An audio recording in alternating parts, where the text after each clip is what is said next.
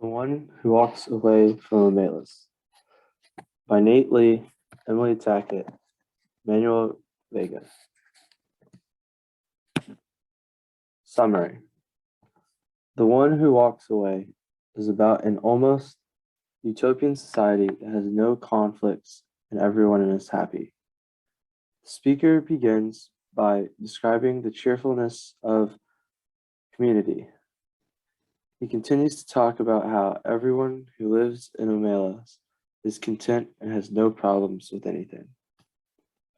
Readers find out that there is one person, a kid, who is treated awfully, locked in a basement, given minimal food. The citizens of Omelas visit the child when they are children to see the one person who does not have their happiness and contentment. They each handle that in different ways, understanding that the child's pain is the reason for their happiness. The city of Omelas is a utopia, an alternate representation of an alternative society that seems ideal, but does not actually exist. The city of Omelas is where the Festival of Summer is held. The city is near the sea. This Festival of Summer came to the city of Omelas, right towered by the sea. It has mossy gardens, diverse harbors, and music in the streets. Ursula Le Guin biography. Ursula Le Guin was an American novelist who wrote many short stories and novels around the theme of speculative fiction. She was born in California in 1929. Her mother wrote some successful novels, and her father was an anthropologist. Early on, Le Guin developed an interest in writing, but was discouraged after her writing entry was rejected when she was 11. She started writing again in the 50s and continued for the next 60 years. She spent the rest of her life writing novels and even advocating for other writers who were oppressed. Ursula Le Guin's influences. Ursula Le Guin had a few different influences in her writing style and genre. One of her biggest influences was other speculative novelists whose works she read as a child. Writers such as Victor Hugo, J.R.R. Tolkien, and Charles Dickens were all stylistic influences on her writing. Another stylistic influence is Le Guin's belief in Taoism. Taoism has a lot to do with opposites such as light and dark.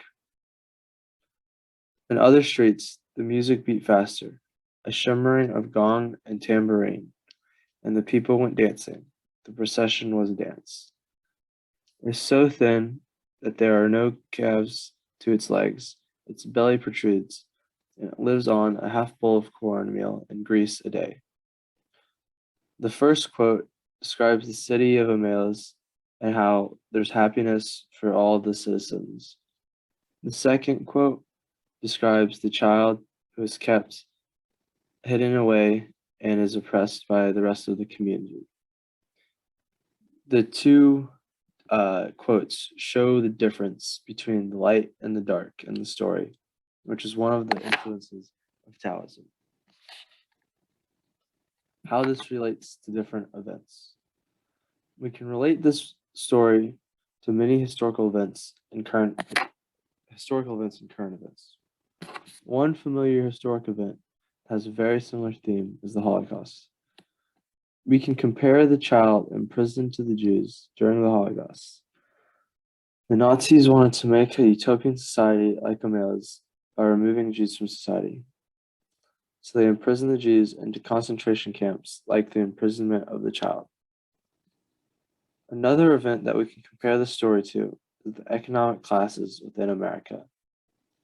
A symbol of America's middle working class, or laborers, who dedicate themselves to working and serving as pillars to support the upper class. The boy can be seen as the working class, and Omelas can be seen as the upper class living in their utopian society. In order for the upper class to succeed, they must exploit the working class. Marxist lens. The Marxist lens focuses on the social structure, political conditions, and oppression in literature, and how characters break social boundaries. Examples in other works. The Purge has a utopian society except for once every year for 24 hours when all crime is legal. This is so that people are able to release their stress and anger for that day instead of throughout the year, therefore making the rest of the year a utopia. Another example is in Pride and Prejudice. They show the split in classes with characters such as Lady Catherine. She does not care for the lower class and looks down upon them, showing the social structure in that story. Marxist lens society. The Marxist lens is used in The One Who Walks Away from Omelas to show a utopian society and its structure. In the short story, the society created was a utopia except for one small blemish. We don't learn too much about its government, but we do learn that it has no problems and that there is nothing that would cause discontent or conflict. The city has everything: central heating, subway trains, washing machines, a cure for the common cold. Looking at the society, everyone is pretty equal and no one has any complaints similar to what a communist society is supposed to be like. Marxist lens, going against society. Most of the citizens of the city of Omelas are content with the city situation, even after knowing that the child is being treated horribly. They live their lives without a second thought. These people are part of the majority who justify the child's suffering in some way or another. There are some people who do think about the child, but not wanting to break the social norm, only come back to see the child. These people don't want to be the ones who go against everything else. However, there are a few people who can't handle the atrocity and decide to leave. These people keep walking and walk straight out of the city of Omelas through the beautiful gates. These are the nonconformists who will not live with society's rules and give up their happiness, and they decide to give up their happiness because of their grievances of how the baby is being treated. Marxist lens, economic injustice. This story shows the economic imbalance in the United States. From a Marxist lens, we can look at how the entire country or city feeds off of the misery of one poor child. This is similar to the economy of America. The few millionaires and billionaires use America's lower class and middle class with their big corporations who pay the workers minimum wage. The wealthy have happiness while the workers in America have to suffer from poverty, showing the injustice the Marxist lens looks at.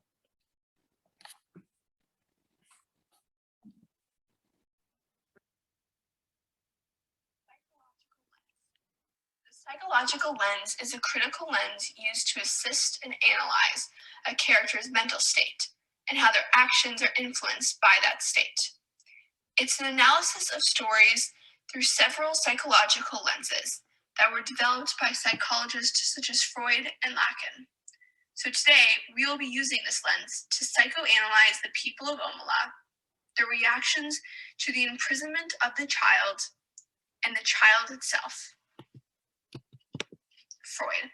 According to Freud, internal desires, memories, repressions, and unconscious thoughts create the basis of human behavior.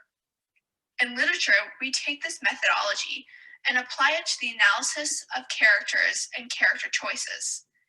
This type of analysis is called a psychoanalytic criticism. Basically, every piece of literature, whether poetry or prose, has characters with motivations. A psychoanalytic criticism provides the opportunity to discover and analyze those motivations, providing a deeper understanding of the holistic piece. Motivations can be anxiety, sexual, fear, or unconscious driven. Reactions to knowing about the child. There were many reactions to the child's imprisonment.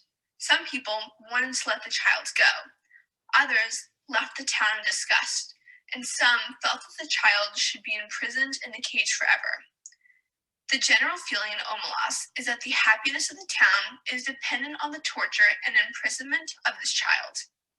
It was said that they all understood that their happiness, the beauty of their city, the tenderness of their friendship, the health of their children, the wisdom of their scholars, the skill of their makers, even the abundance of their harvest, and the kindly weather of their skies, depended wholly on the child's abominable misery. Ultimately, the people of Omela put themselves and the town before the child. Diffusion of responsibility. This story is a great example of the psychological phenomenon called diffusion of responsibility, or the bystander effect, meaning that people are less likely to take action when in a large group of people.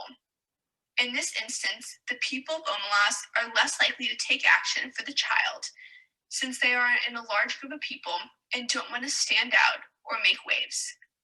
One historical event that also shows this phenomenon is the murder of Kitty Genovese.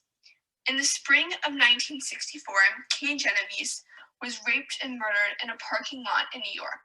Reportedly, 38 people witnessed the attack that lasted about 30 minutes. The witnesses did not call for help or try to aid Kitty due to the diffusion of responsibility. This idea that when individuals are in a large group of people, they are less likely to take action is very present in both the rape of Kitty and in the city of Omelas.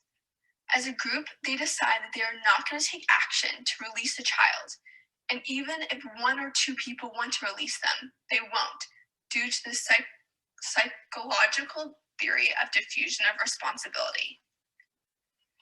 The social contracts theory. Another psychological theory is the idea of a social contract, or an unspoken agreement between a group of individuals. In the town of Omelas, they have a social contract to not let the child out of the room in order to help the greater good, to exchange all the goodness and grace of every life in Omelas for that single small improvement, to throw away the happiness of thousands for the chance of the happiness of one. They all have the unspoken agreement not to let the child out because they don't want to throw the happiness away for thousands just for the one child. Psychoanalysis of the child. This child has been isolated from everyone for most of its life. The child is described as, it looks about 6, but actually it's nearly 10. It is feeble-minded, perhaps it was born defective, or perhaps it has become imbecile through fear, malnutrition, and neglect. The psychological effect of isolation starting from a very young age can cause increased in depression and anxiety, sometimes the effect of psychosis, which is when someone starts hallucinating and losing contact with reality, along with other physical effects with this child not being fully developed. Jeannie. Just like the child in Omelas, there's a similar true story of a girl who was imprisoned and never spoken to for the first 13 years of her life. This girl was locked in her father's attic for many years until found by authorities. She was found when she was 13 years old and only weighing 59 pounds. She was never spoken to or saw anyone besides the person who gave her the occasional food or water, just like the child in Omelas. There are many psychological effects of isolation that can be studied in the story of Jeannie and this child from Omelas. The child in the story would have very similar effects of underdevelopment, both mentally and physically. Psychoanalysis of the people of Omelas. For example, Freud found that some events and desires were often too frightening or painful for his patients to acknowledge, and believed such information was locked away in the unconscious mind. This can happen through the process of repression. It can be inferred that many people of Omelas repress their thoughts and opinions about the child and try to ignore it due to its painful topic. Relating back to the psychologist Freud and his theory of the unconscious. So what if the child did escape? Freud believed that events in our childhood have a great influence on our adult lives, shaping our personality. For example, anxiety originated from traumatic experiences in a person's past is hidden from consciousness and may cause problems during adulthood. If the child did escape from imprisonment, he would have many mental issues from his childhood events. He would not fit into the utopian town of Omelas, and many citizens would believe that the town would no longer be utopian due to the mentally ill child being part of the city. The children of Omelas. The children of Omelas usually learn about the child between the ages of 8 to 13. Initially, when they hear about the child being imprisoned, they are mortified and empathetic. But eventually, most will accept it and will go into their unconscious memory as just a part of life and a part of Omelas. This is the true coming of age ritual of Omelas. Learning how to justify one's immoral actions given the amoral nature of reality. As the children come of age in Omelas, they come into their place in a society that depends on its members' ability to turn a blind eye to injustice.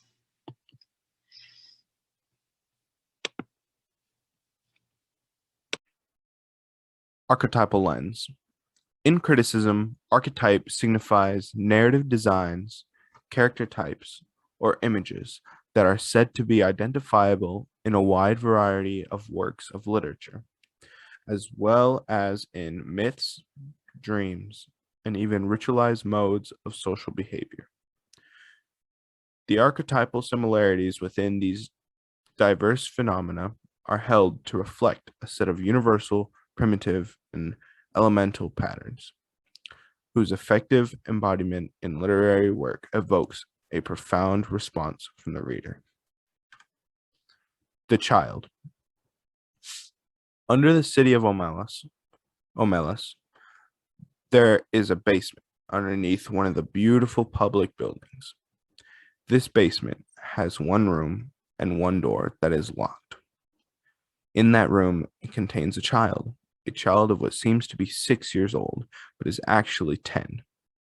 The child has no specific gender, and it seems that it is the only one that is locked up in this utopian city of Omelas. Everyone else is allowed to roam free and live free. The child is visited by people who have to provide it with nourishment and other citizens, including children. They are terrified of the child, as the child portrays what society could be if the child was released. This relates to the archetypal lens by the ritualized social behavior they have against the child. Most people in the city of Omela are aware of the child and his living conditions, yet accept it as a normality in their utopia. The child continuation.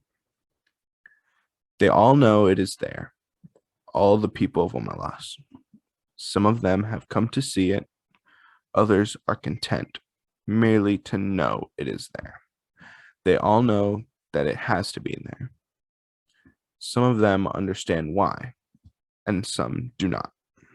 But they all understand that their happiness, the beauty of their city, the tenderness of their friendships, the health of their children, the wisdom of their scholars, the skill of their makers, even the abundance of their harvests and their kindly weathers of their skies depend wholly on this child's abominable misery. This quote shows that even though they might not know the reason, they are still happy and content about the child being locked up. The ones who walked away. The ones who walked away from Omela are a symbol. They symbolize the people who refuse to take part in the unjust community. They represent those in society who are unwilling to comply to social norms if they find them immoral. They also represent the sense of right and wrong and the guilt that is lackluster in this utopian society. This relates to the archetypal lens because it describes how the ones that walked away are the only ones out of everyone that know what their utopia is doing is wrong. This gives them individuality that the reader recognizes. Exposed at a young age. In the city of Omelas, it is common for the children to be exposed to the child. Although they are exposed, they do not feel the same as their parents or elders. They feel disgusted, shocked, and sickened at the sight of the situation. They feel anger, outrage, impotence, and even though they are explained the situation, most of the kids would like to help out. But unfortunately, there is nothing they can do. It is strictly forbidden if the child were brought up in the sunlight out of the basement, if the child was clean and fed and well taken care of. In that day and hour, all the prosperity and beauty of Omelas would wither and be destroyed. Those are the terms. To exchange all the goodness and grace of every life in Omelas for that single small improvement. To throw away the happiness of thousands for the chance of the happiness of one. That would be to let guilt within the walls indeed. This quote can be related to the archetypal lens because of the harsh guidelines that were set in place to keep the child where it is supposed to be. They are told at a young age that even if the child was helped, all it would bring is destruction to their beloved Omela. Sources. Questions. How does society portray the child? How does this compare to the Holocaust?